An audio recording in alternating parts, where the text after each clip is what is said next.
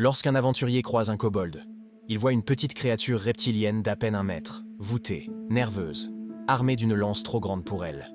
Rien dans sa silhouette n'évoque la domination. Tout évoque l'attention. Et c'est précisément là que commence l'erreur. Les kobolds ne sont pas faits pour gagner des duels. Leur musculature est sèche, leurs membres fins, leur endurance limitée face à des adversaires plus grands. Individuellement, ils sont vulnérables. Mais ils ne construisent pas leur identité autour de la force brute. Leur culture repose sur un principe simple: survivre dans un monde dominé par des créatures plus puissantes. Cette lucidité est fondamentale. Les kobolds savent qu'ils sont physiquement inférieurs à la majorité des peuples du multivers. Ils ne se bercent pas d'illusions héroïques. Ils ont transformé cette faiblesse en doctrine stratégique. Un kobold seul est fragile. Une tribu coordonnée devient dangereuse. Un réseau de tunnels kobold devient mortel. Leur intelligence est pratique et adaptative. Ils observent les comportements ennemis, exploitent les habitudes, anticipent les réactions. Ils apprennent vite, transmettent efficacement, ajustent leurs tactiques en permanence. Leur survie n'est pas un hasard. C'est une optimisation collective. Les kobolds ne recherchent ni gloire individuelle, ni reconnaissance. Ils valorisent la coopération, la préparation et la continuité du groupe. Là où un guerrier veut triompher, un kobold veut que la tribu existe encore demain. Dans l'écosystème de donjons et dragons, ils incarnent une autre forme de puissance. Celle qui ne repose ni sur la taille, ni sur la magie spectaculaire, mais sur l'adaptation constante. Les sous-estimer n'est pas seulement une erreur tactique. C'est ignorer leur véritable nature. L'identité kobold ne peut pas être comprise sans les dragons. Pour les peuples de surface, un dragon est un prédateur, une catastrophe vivante, une force territoriale écrasante. Pour les kobolds, il est un modèle absolu. La puissance incarnée, la preuve que la grandeur existe. Cette admiration n'est pas superficielle, elle structure leur mythologie. Au centre de leur foi se trouve Kurtulmak, le dieu des kobolds. Dans leur récit fondateur, Kurtulmak est rusé, survivant, façonné pour prospérer malgré l'infériorité physique. Son conflit ancestral avec Garl Glittergold, dieu des gnomes, marque profondément la mémoire collective kobold. Selon leur version, Kurtulmak fut piégé et enseveli par la ruse gnome. Depuis, la méfiance et la rancœur envers les gnomes sont devenues structurelles.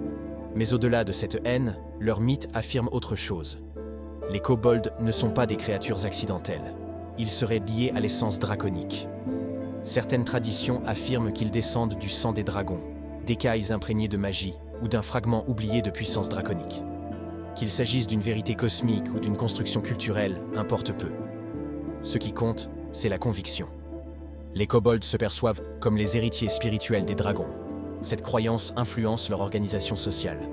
Ils vivent en caverne, accumulent des objets brillants, adoptent des symboles inspirés des couleurs draconiques.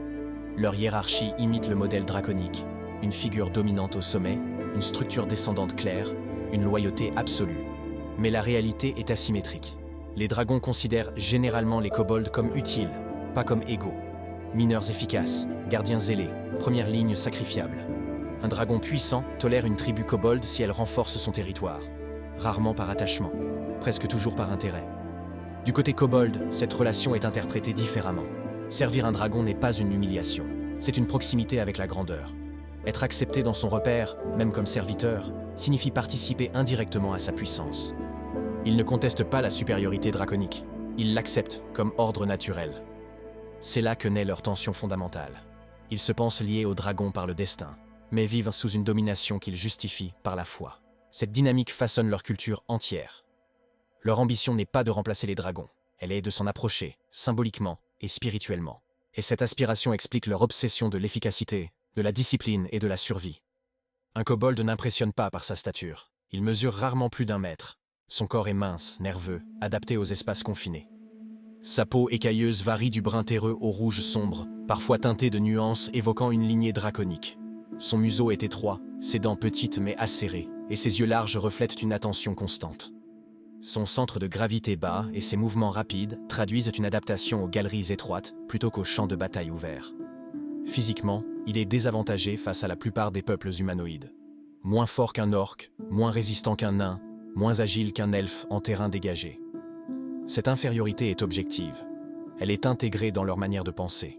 Les kobolds ne développent pas une culture de l'exploit individuel. Ils développent une culture de la coordination. Leur identité est collective. Chaque individu est une pièce fonctionnelle d'un système plus vaste. La survie dépend de la transmission d'informations, de l'observation des schémas ennemis, de la capacité à ajuster les comportements rapidement. Leur intelligence est pragmatique, orientée vers la résolution concrète de menaces immédiates. La pression constante d'un environnement hostile a façonné leur psychologie. Ils anticipent les dangers. Ils envisagent le pire scénario. Ils évitent les confrontations directes, sauf si l'avantage est assuré. Cette prudence n'est pas de la lâcheté. C'est une stratégie internalisée sur plusieurs générations. Leur environnement devient une extension de leur corps social. Les tunnels sont pensés en fonction de leur taille, de leurs angles de vue, de leur mobilité. Les passages étroits limitent les adversaires plus grands. Les bifurcations facilitent les replis rapides. Les galeries secondaires permettent de la dispersion coordonnée. Un kobold isolé est vulnérable. Un réseau kobold est structuré. Cette transformation de la faiblesse individuelle en force collective est centrale dans leur identité. Ils n'aspirent pas à être les plus forts.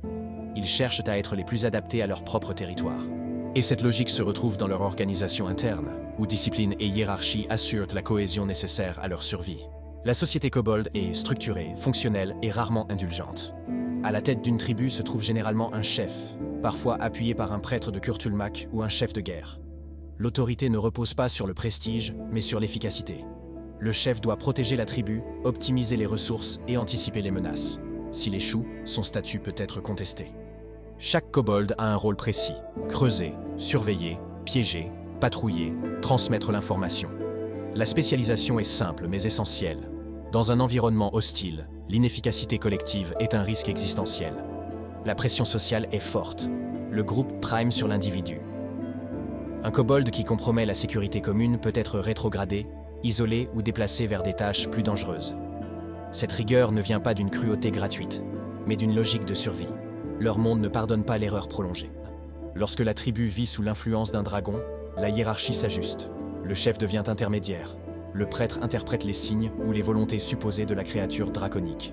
Le prestige d'un kobold dépend alors de sa proximité fonctionnelle avec ce centre de pouvoir. Cette structure génère une tension constante. Tension interne, pour maintenir discipline et coordination. Tension externe, face aux créatures plus puissantes. Tension symbolique, entre leur fragilité réelle et l'idéal draconique qu'ils vénèrent. Les récits transmis aux jeunes kobolds valorisent la ruse, la planification et l'efficacité collective.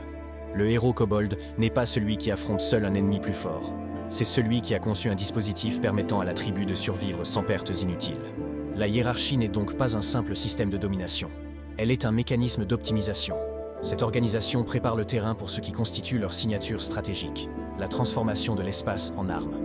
La véritable force des kobolds ne réside pas dans leur armement, mais dans leur préparation. Leur territoire n'est jamais neutre. Chaque tunnel, chaque pente, chaque coude est pensé en fonction d'un usage défensif ou stratégique. Les galeries sont creusées à leur échelle, limitant la mobilité des créatures plus grandes. Les bifurcations permettent des replis rapides. Les sorties secondaires assurent la dispersion en cas d'assaut. Les pièges sont simples mais efficaces. Fosses dissimulées, planchers fragilisés, mécanismes déclenchés à distance, éboulement contrôlé. Rien d'excessivement sophistiqué, mais toujours intégré dans un plan d'ensemble. L'objectif n'est pas l'effet spectaculaire, mais l'usure progressive de l'adversaire. Les kobolds pratiquent une guerre asymétrique. Ils évitent le combat frontal. Ils frappent, puis reculent. Ils attirent de l'ennemi vers des zones préparées. Ils exploitent la fatigue, la frustration, la désorientation. Un adversaire irrité commet des erreurs. Un groupe qui progresse trop vite active des mécanismes qu'il n'a pas anticipés. Les kobolds capitalisent sur ces fautes. Leur petite taille devient un avantage logistique. Ils se déplacent rapidement dans des conduits étroits, communiquent par signaux courts, se regroupent ou se dispersent selon la situation. Chaque membre connaît le plan général. L'improvisation existe, mais elle s'inscrit dans une structure préparée. Ils ne cherchent pas un affrontement honorable, ils cherchent une probabilité favorable. Dans le cadre du jeu, cette approche les rend redoutables malgré leurs statistiques modestes. Ils forcent les aventuriers à ralentir, à analyser l'environnement, à abandonner l'arrogance du combat direct. La stratégie kobold repose sur un principe clair. Si l'ennemi est plus fort, changez les conditions. Mais même cette efficacité tactique ne suffit pas à expliquer leur persistance. Car leur moteur profond n'est pas seulement stratégique, il est idéologique. La relation entre kobold et dragon est centrale, mais profondément déséquilibrée. Pour un dragon, une tribu kobold représente une ressource. Des mineurs efficaces, des gardiens loyaux, une première ligne de défense peu coûteuse. Leur présence renforce le contrôle territorial.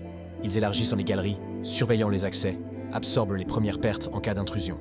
Pour les kobolds, la perspective est différente. Le dragon n'est pas seulement un maître utile, il est la manifestation vivante de l'idéal qu'ils poursuivent. Taille, puissance, longévité, magie, tout ce qu'ils ne sont pas. Ils interprètent leur proximité avec un dragon comme une validation. Être toléré dans son repère signifie participer indirectement à sa grandeur. Le service devient une forme d'élévation symbolique. Cette perception s'appuie sur leur mythologie. Leur lien revendiqué à l'essence draconique nourrit l'idée qu'ils ne sont pas de simples serviteurs, mais des descendants diminués, porteurs d'un potentiel latent. Certains kobolds scrutent leurs propres écailles, leurs couleurs, leur capacité particulière à la recherche d'un signe de proximité génétique ou spirituelle avec les dragons. Cependant, la logique draconique reste individuelle. Un dragon pense en termes de domination personnelle et de possession. Un kobold pense en termes de survie collective. Cette divergence empêche toute véritable symétrie. La loyauté kobold est souvent sincère. La reconnaissance draconique est rarement réciproque. Cette tension produit une forme de tragédie silencieuse.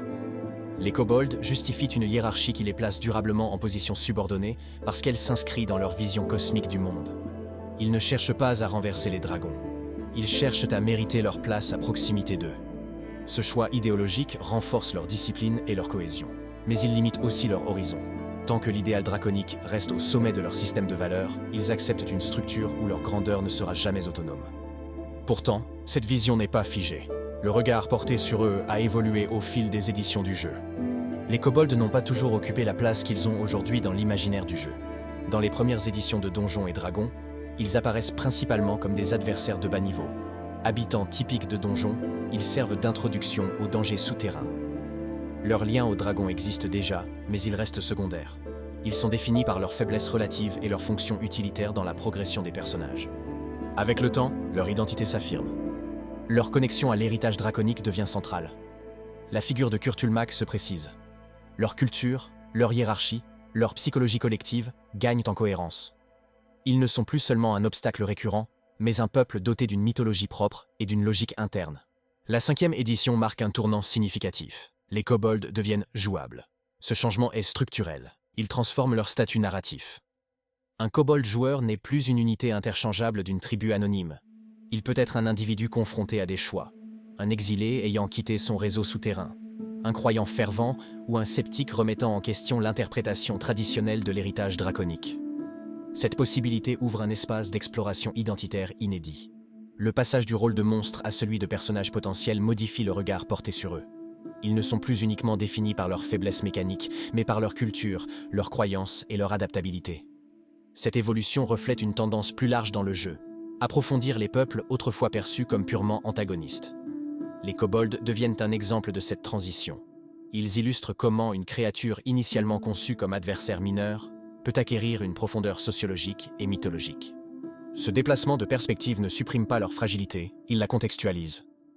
Les kobolds restent physiquement modestes, mais leur statut narratif s'est renforcé. Ils ne sont plus seulement un défi tactique, ils sont un prisme culturel.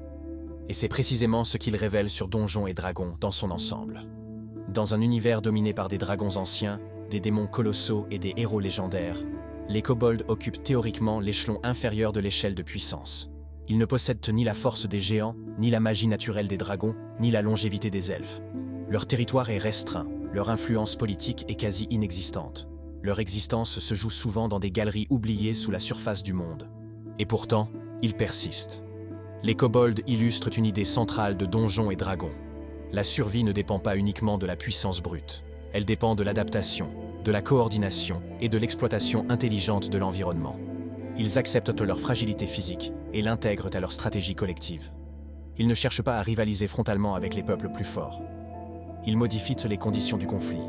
Ils transforment le terrain en avantage structurel. Ils optimisent chaque ressource disponible. Leur foi draconique, qu'elle soit interprétée comme vérité cosmique ou construction culturelle, leur fournit une cohérence interne. Elle structure leur hiérarchie, justifie leur discipline et donne un sens à leur place dans un monde dominé par des puissances supérieures. Ils vivent dans l'ombre des dragons, mais cette ombre devient un cadre d'organisation plutôt qu'un effacement. Les kobolds montrent qu'un peuple peut exister durablement sans dominer. Ils démontrent qu'une société peut se construire autour de la survie plutôt que de la conquête. Ils rappellent que l'intelligence collective peut compenser la faiblesse individuelle. Dans un jeu souvent associé à la grandeur épique, ils incarnent une forme plus discrète de résilience. Ils ne cherchent pas à régner sur le monde, ils cherchent à continuer d'y exister. Et tant que le multivers comptera des cavernes, des prédateurs plus grands qu'eux et des dragons à admirer, les kobolds resteront présents.